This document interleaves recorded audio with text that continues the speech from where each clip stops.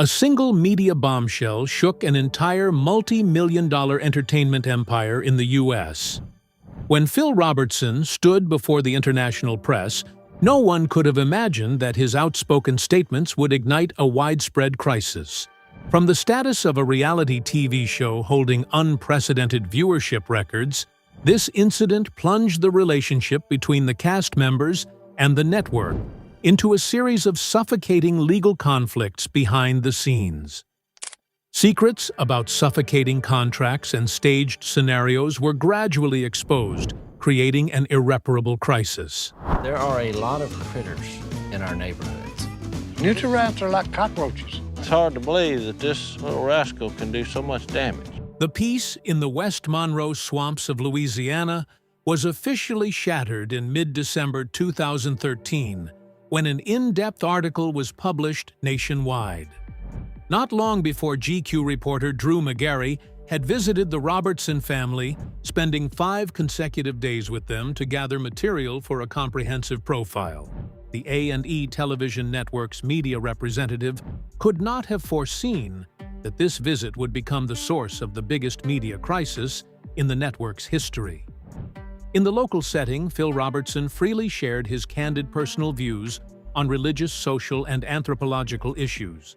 When the interview was officially published, readers across the United States immediately focused their attention on the deeply prejudiced statements of the Robertson family patriarch. He did not hesitate to liken homosexuality to a form of original sin and cited biblical laws to assert that this group would not be able to inherit the kingdom of God. Not stopping there, Phil Robertson continued to stir controversy by making judgmental remarks about the status of the Black community in the southern United States before the Civil Rights Movement. A wave of outrage from the public and civil society organizations erupted immediately upon the article's widespread publication. Major human rights organizations such as GLAAD and NAACP issued strong condemnations, accusing Phil Robertson of spreading hateful and racist ideology. Faced with immense public pressure and to protect its brand image, the A&E television network's management quickly made a purge. The network issued an urgent press release asserting that Phil Robertson's statements did not reflect the core values or direction of the channel and simultaneously suspended him indefinitely. The network's drastic intervention immediately turned the situation into a heated battle between two deeply opposing political and cultural ideologies in the United States. The loyalty of the rural audience created immense economic pressure, directly impacting the show's commercial partners. The popular restaurant and retail chain Cracker Barrel was the first to take concrete action, ordering the removal of all Duck Dynasty branded products from their shelves nationwide. Nevertheless, this decision immediately met with fierce resistance from the chain's loyal customers, forcing management to reverse the order within days. Meanwhile, the remaining members of the Robertson family decided not to remain silent, but to stand united with the head of the family. They held behind-the-scenes discussions to make a crucial decision for the future of the entire television project. Through the family business's official website, the family members sent a very firm message to A&E, leaving no room for negotiation.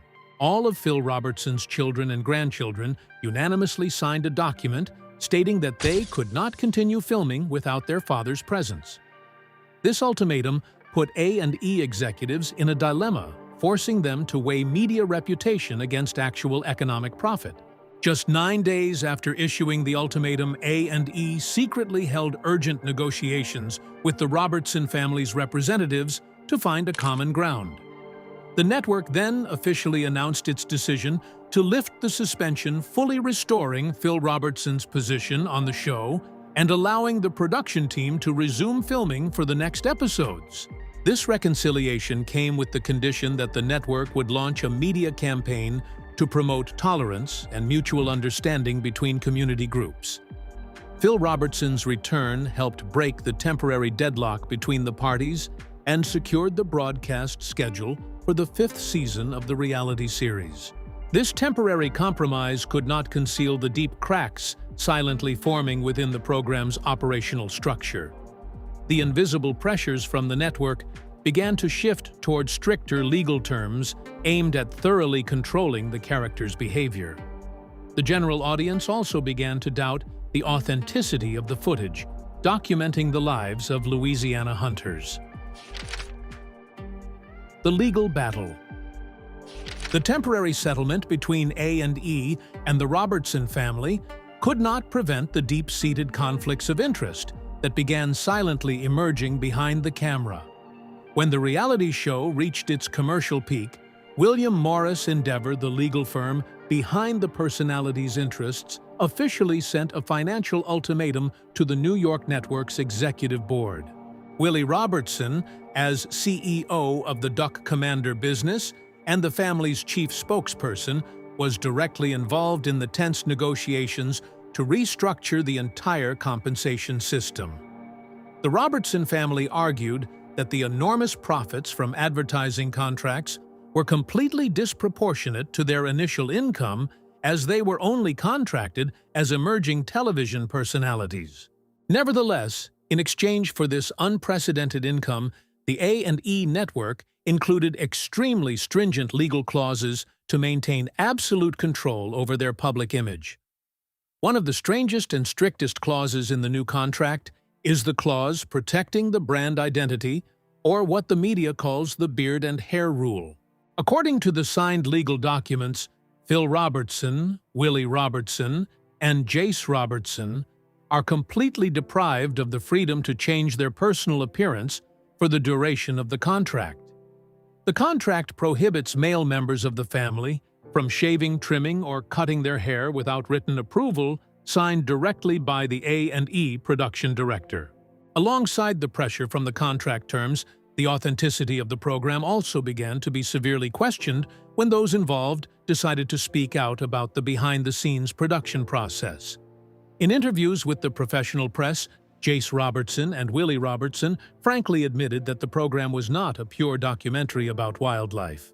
They clarified that the structure of each episode was essentially a form of reality television where A&E's producers would preset hypothetical scenarios. All the entertaining scenes, such as Uncle Si getting lost in the woods or Willie's car breaking down on the road, were meticulously scripted in terms of context. And the cast members simply improvised their lines based on their real-life personalities. The show's viewership began to show a series of declines with no sign of recovery over the years. From a peak of over 11 million viewers in the early stages, the number of live viewers attending premieres plummeted dramatically in subsequent seasons. Official statistics show that the viewership for the season 6 premiere dropped to just over 4 million, marking a more than 50% decrease in commercial value. The situation worsened for New York strategists as the show entered its 10th season, reaching a historic low of just 1.3 million viewers. Nevertheless, the termination of the television contracts actually marked the beginning of a series of larger upheavals in the personal lives of each member. Their independent ventures on digital platforms and subsequent unexpected family events demonstrated that their influence continued to exist in a completely different way. The dark side of the wealth. The explosion of the Robertson family's reality show officially established a landmark milestone for the entire nonfiction television industry in the United States. From the moment its first episode aired widely, the show quickly overturned contemporary entertainment norms dominated by lavish urban programs. The show's growth quickly reached its peak in terms of live viewership through the network's distribution system. On the opening night of the 4th season, statistics recorded an unprecedented record of over 11,800,000 concurrent viewers. This achievement not only surpassed all competitors in the same time slot, but also officially established the show as the most-watched program in cable television history. Phil Robertson and his children were surprised by the rapid rise of a project initially designed as a promotional tool for their family's hunting equipment business. This phenomenal growth in popularity immediately triggered a massive nationwide commercial expansion. The Robertson family's accumulated wealth rapidly grew as total revenue from franchise operations and merchandise sales reached $400 million. Nevertheless, this immense wealth and the dazzling glamour of fame always came with an extremely high price to pay for the personal lives of each individual. To maintain the regular broadcast frequency required by the investors, all members had to accept an incredibly suffocating and demanding work schedule. The shift in mindset of the members quietly laid the foundation for pivotal decisions later on when the studio lights officially went out. Leaving the world of traditional television was not the end, but the beginning of a more liberated journey on new technological platforms. It was in this independent space that the most authentic stories and even the most shocking family events were truly revealed to the public. The next generation, the proactive breaking free from the constraints of the cable television industry, paved the way for the Robertson family to establish a completely independent approach to public engagement. No longer subject to the control of the network's management or suffocating contractual terms, the family members quickly shifted all their resources to the internet. The creation of a digital radio system with flagship programs such as Unashamed, hosted by Phil Robertson and Jace Robertson, and Cy Robertson's Duck Call Room project, created a direct interactive channel with millions of listeners. In this digital environment, the Robertson family patriarch and his children could freely discuss their faith and social issues without having to go through any strict censorship filters from large media corporations. Alongside the success of independent radio platforms, the internal life of the Hunter family was unexpectedly shaken by a historic discovery in 2020. Through the results of an online DNA testing system, a woman named Phyllis Thomas proactively contacted the family after noticing a complete genetic match. Subsequent scientific evidence and documentation confirmed that Phyllis Thomas was indeed Phil Robertson's biological daughter, the result of an extramarital affair in the 1970s. Faced with the truth about the turbulent past of the family patriarch, the Robertson family made a consistent decision to publicly acknowledge the truth and hold a ceremony to welcome Phyllis Thomas into the extended family. The reappearance of the long-lost daughter not only healed past rifts, but also transformed her into a familiar face, frequently accompanying her father and brothers in public gatherings. Nevertheless, the joy of reunion was short-lived as the Robertson family faced devastating challenges related to the health of their elderly patriarch. In late 2024, family members officially announced Phil Robertson's diagnosis of advanced Alzheimer's disease. The rapidly progressing dementia forced the man who was once a symbol of power within the family to completely withdraw from all filming, lecturing, and running the West Monroe business. Phil Robertson's declining health continued for months until he officially passed away at his home on May 25, 2025, at the age of 79. The passing of the founder of the Duck Commander empire has sparked a massive wave of discussion across national news outlets, with experts constantly analyzing his cultural legacy and profound influence. This life-or-death event has closed a chapter in the history of the first golden generation, placing the entire responsibility of steering the family business on the shoulders of its successors. Willie Robertson, as the supreme head of the Duck Commander brand, has undertaken a comprehensive restructuring to adapt to the new market landscape. To continue the family's tradition, A&E Television has decided to relaunch the entertainment brand through a completely new format called Duck Dynasty: The Revival.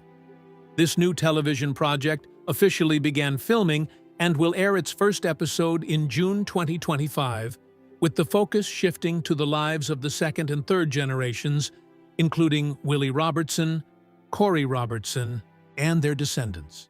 This comeback no longer aims to set record-breaking public ratings like a decade ago, but focuses on serving a loyal audience by reflecting on business activities and the coming of age of the younger generation. The show continues to maintain its steady appeal and just completed its second season in March 2026. Their story doesn't actually begin with million-dollar mansions or media glamour, but is nurtured by a much more arduous journey. The days of poverty in the desolate Riverside region decades ago were the original cradle that shaped the character of these people. It was a time when every survival decision was paid for with sweat and absolute steadfastness in the face of nature's challenges. These primal experiences molded a unique philosophy of life, laying the groundwork for the creation of a legendary duck-calling tool. Swampy origins. The entire foundation of the Robertson commercial and cultural empire was actually nurtured by the arduous experiences of previous generations over decades before the advent of television cameras. In the 1960s, Phil Robertson was a prominent name in Southern American high school sports thanks to his innate talent in football. He served as the official quarterback for Louisiana Tech University's team, excelling and even surpassing his teammate Terry Bradshaw, who would later become a legendary figure in the NFL. Nevertheless, when the opportunity to enter the professional arena presented itself, Phil Robertson made a decision that overturned all expectations of the experts at the time. The Louisiana man decided to officially drop out of school and completely abandon his promising sports career simply because the fall season coincided with the natural duck hunting season. This rejection of the spotlight plunged Phil Robertson into a deep personal crisis in the 1970s. He moved to Arkansas, took over a local bar, and quickly fell into a life of excessive drinking. This self-destructive lifestyle severely damaged his marriage to his young wife, Corey Robertson, leading to his eviction from their home by his own family. The family tragedy continued until Phil Robertson decided to seek spiritual solace through religion, underwent a thorough alcohol rehabilitation program, and returned to reunite with his wife and children. After stabilizing his life, he devoted all his time and energy to his original passion for the waterways of West Monroe. In 1972, in a dilapidated shed deep beside a swamp, Phil Robertson hand-carved the first duck-calling whistle from rough cedar logs.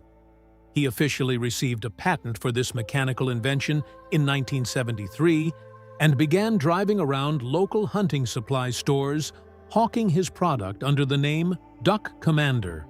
The family business operated manually and slowly for many years until Phil Robertson's children grew up and joined the management. Willie Robertson, after completing his training and earning a bachelor's degree in business, convinced his father to completely change his outdated management mindset. This younger son proactively moved the Duck Commander production system onto the early internet platform and also organized the production of videotapes and DVDs providing professional hunting instruction. Willie Robertson's keen eye transformed candid documentary footage of his family's night hunting into a unique product, attracting the attention of the hunting community across America. This crucial step helped the Robertson family catch the eye of professional television producers on the Outdoor Channel between 2009 and 2011. Their show, titled Duck Commander, quickly became a hit thanks to the eccentric, close-knit lifestyle of its members. The image of these men with long, bushy beards dressed in camouflage, living in the wild swamps, inadvertently caught the attention of talented reality producer Scott Gurney. Recognizing the enormous commercial potential of this unconventional lifestyle, Scott Gurney proactively approached the family and began developing a long-running reality series to offer to major media corporations. The project proposal was subsequently officially approved by the A&E television network, paving the way for the signing of the first broadcasting contract in early 2012. Looking back at the arduous journey from a wood-cutting shed to the corporate offices in New York City highlights the unwavering resilience of the Robertson family in the face of adversity. All the glory and bitterness they experienced throughout their later journey were shaped by years of facing poverty and the harsh challenges of nature. Their turbulent past in the Louisiana swamps is the key to unlocking the enduring strength of this commercial empire against media storms. The original values forged by Phil Robertson's generation created a solid ideological framework, preventing succeeding generations from being lost in the pressures of fame. Understanding their origins is the core foundation that allows them to maintain control over their own destiny. The Robertson family's journey from the desolate swamps to the pinnacle of entertainment is clear proof that television glamour can fade. Multi-million-dollar contracts can be canceled, but original values and family bonds endure. What do you think is the real reason behind the demise of this multi-million-dollar empire on television? Will the revival of the F2 generation once again make history? Leave your thoughts in the comments below. If you enjoyed this in-depth analysis, don't forget to like, share the video, and subscribe to the channel to not miss the next valuable behind-the-scenes stories of entertainment. Thank you for watching. Goodbye, and see you again.